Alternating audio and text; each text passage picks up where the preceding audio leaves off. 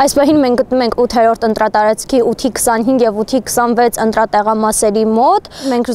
զրուցեցինք իրավունքի Եվրոպա միավորման դիտորդ Մանուկյան Արսենի հետ, ով մեզ ասաց, որ մի քանի ընտրախախտումներ են տեղի ունեցել, առաջինը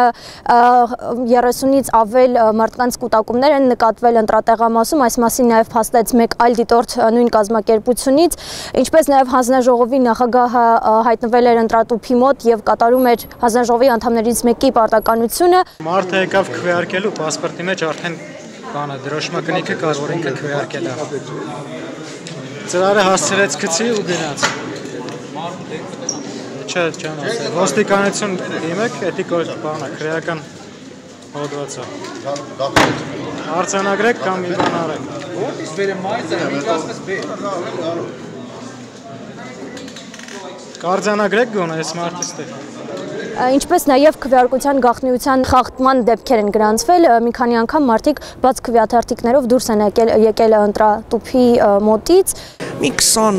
տղամարդ, երիտասարդ մտնում են եւ այդ շատ ինքնավստահ, բացարձակապես հաշվի չեն առնում ոչինչ եւ համարյա բաց են քվեարկում։ Այսինքն բաց ասելով ոչ թե ցույց են տալիս, այլ թերթիկը չդրած դուրս են գալիս եւ